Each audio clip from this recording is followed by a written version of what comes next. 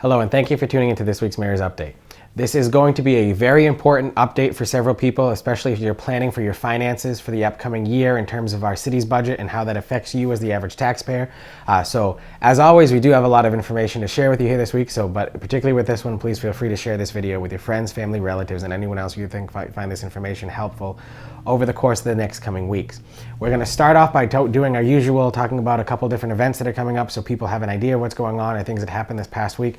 And then we're going to finish this video with a discussion of the upcoming tax bills that are soon to be released by the city as well.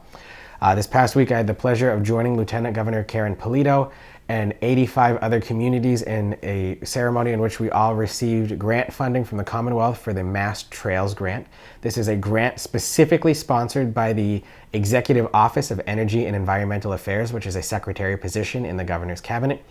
And the money can only be used for improving different bike trails throughout the Commonwealth. This is something that started mainly as a result of the COVID-19 pandemic when people had to get out and has continued there with different state and private investments across the state. Gardner was one of those 85 communities chosen. All 351 communities in Massachusetts applied, so we are very lucky that we were received the $200,000 that we received.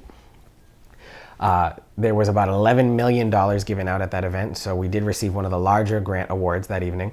What the funding is being used for is to extend the North Central bike trail, the North Central Pathway bike trail from where it currently ends behind the Gardner Veterans Memorial Skating Arena, down Park Street, back behind the Greenwood Pool, up around Crystal Lake Cemetery, by the golf course, and then out through the North Gardner Woods to connect it to Route 140. This is a project that's been in place for almost about a decade and a half now in Gardner, but we just haven't had the funding to be able to do it. This $200,000 adds to the funding that the grants have already given to that project there to complete its design, and we've applied for additional grant funding for its full construction in the next grant round, so hopefully, fingers crossed, we'll be able to get that there too. But I do want to thank the Baker-Polito administration for their continued investment in cities and towns across the Commonwealth, particularly here in the city of Gardner.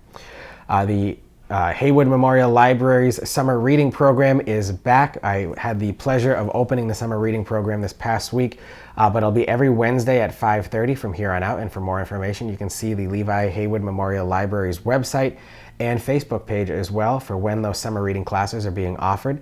We hear there's about 88 students right now who are registered for the summer reading program, and the library is actually expanding their summer reading options to young adult and adult groups as well. So if you're interested in getting involved, those are great programs just to keep you involved and engaged throughout the summer months. And last update we're going to give in terms of events that are coming up. We just want to remind people that the Food Truck Festival is happening on Saturday, July 9th. From 1 p.m. to 8 p.m. I want to thank my aide, Colin Smith, for putting that on. There's about 22 food trucks that are going to be joining us for the event. That's double what we had last year as a way to try to cut down the lines that we saw. We wanted to make sure that we're continuing to improve every year. So since several people complained about the length of the lines last time, we've doubled the number of trucks to try to cut those lines in at least half. We do want to remind people that it is a bring your own chair event, unless you are eating in the new Pleasant Plaza section, in which case remember that we have all those new tables put out there as well. But Boot Hill Express will be providing a live concert on the front steps of City Hall during that evening, and there'll be several different spots that you can just hang out on the front lawn of City Hall and the post office or over in Pleasant Plaza and just have a nice night out here in downtown Gardner. However, the bulk of what we want to talk about in this update are the upcoming preliminary tax bills that are soon to be released from the tax collector's office here at City Hall. The way municipal finances are run through different laws and regulations at the state area, from the Municipal Modernization Act in 2016 or Proposition 2.5, which was voted on by the residents by ballot petition back in the late 1980s. There's several different factors that play in, and this is a very unique year because it's something called a revaluation year here in the city of Gardner. What that means is several people may have noticed that there are people hired from a company known as Vision who have contracted with the city to do a state-mandated reevaluation of all the properties here in Gardner. So that means they're measuring houses to make sure that if a deck was added or something like that, all of our local records on a property are still up to date so we can adequately and fairly assess and evaluate those properties throughout the city. This is legally required for the city to do every 5 years. Prior to 2016, when the Municipal Modernization Act was signed, it was only required to be done every 3 years. So we get that extra 2 years before we have to do that now. So that last year we started that, and we're going to continue through the end of the summer with that process. On top of all of that, Proposition 2.5 requires that the city assessor's office assess the value of a property based off of 2 years prior's real estate market sales. So for the fiscal year 2023 that will begin on July 1st, 2022, all of the valuations that the assessor's office are doing are going to be based on the real estate sales for calendar year 2021. Now, 2021 saw quite a spike in the real estate market, with housing prices going up a lot higher, houses being on the market a lot quicker. And we talked about that in a couple of these updates too, that the market just took a really big spike during 2021. So because Proposition 2.5 requires the assessor's office in every city and town across the Commonwealth in Massachusetts to assess values based off of 2 years ago's look back as to what the market was doing then, those values from 2021 are now hitting the city's books this year. So when you combine the reevaluation process with that 2-year mandatory look back, two things that are both legally required of the city to do by state law that have been passed by the voters in Massachusetts, not just the state legislature, but by voting at the ballot as well. We've seen a large spike in what valuations are here in the city of Gardner. To put these into numerical forms so you can understand, last year in calendar 2021, the average home price in the city of Gardner was $237,944.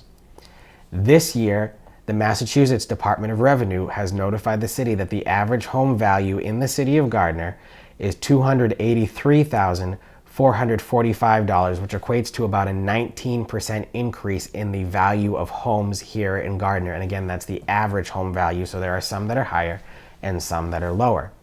Where this plays into effect in tax bills is that for the first 2 quarters of any fiscal year, because fiscal years go from July 1st to June 30th, however, tax rates go on a calendar year basis from January 1st to December 31st. The first 2 years of every fiscal year are based off of a tax rate that's set in December by the City Council. So last December, December 2021, the City Council voted to set the tax rate at $18.59 per every $1,000 that a house is valued at. Now that was good for last year because it was based on the valuations that were put the year before. And normally, just with how things work out mathematically, as valuations go up, the tax rate goes down. So we are expecting quite a drop in the tax rate to happen when the City Council votes to approve that in December. However, again, the state law that governs how this works, Proposition 2.5, does not allow the City Council to vote to set the tax rate until after what's called new growth, which is any new buildings or new construction or things like that in the city has been certified by the Department of Revenue, or free cash, again, money and revenue left over from the previous fiscal year, have been certified by the Department of Revenue, and they do not issue those certifications until at least October, if not November, on a normal year. Therefore, the tax rates cannot be set until the month of December, making it so that the upcoming preliminary tax bills that will be issued for July of this year, and then again in October of this year, are going to have the higher tax rate and the higher valuation put into it. However, that is an artificially high number. And the reason being is by law in Proposition 2.5, we're only allowed to collect a certain amount in tax dollars every year. And in Gardner, it's about $31.2 million. No matter what, the city cannot collect higher than that amount, no matter what the market's doing, no matter what valuations are, anything like that, we can legally capped at that amount. So when you have a situation like this where we have a reevaluation year and a year that the market did quite well, and you start out with a high tax rate and a high valuation, the third and fourth quarters are going to go significantly down. To put this into perspective with just general numbers to make it easier to understand, if a property is paying on average $12,000 a year in taxes, and again, this is just made up numbers for the sake of the example, you can probably guess that you'd be paying on average $3,000 per quarter, because 12,000 divided by 4 quarters would be $3,000 a quarter. However, when you add in the tax rate situations that are there, you may pay $4,000 a quarter for the first two, and then $2,000 a quarter for the remaining two, because you start out high and then the city council would vote to fix the tax rate for the new valuations, and then your last two quarters are a lot lower. This is something unique that we're seeing here, and it's something that we're just not used to because the market just did not do as good as it did in the previous 13 years, as far as we've gone back to see, where the first two quarters were actually higher than the second two quarters with the actual verified tax bills by the Department of Revenue after everything has been certified and the tax rate has been set. So if you get your bill for the first quarter and then again in the second quarter, it is likely to be a higher increase than you may have seen in the past. That's okay, because January and April's bills are expected to be significantly lower once the tax rate drops as a result of the increase in valuations. However, this is a little bit confusing because tax laws are complicated here. So if you have questions on the tax bills that you receive, please feel free to contact my office or the Treasurer Collector's office at any time, and we can help you walk through this process.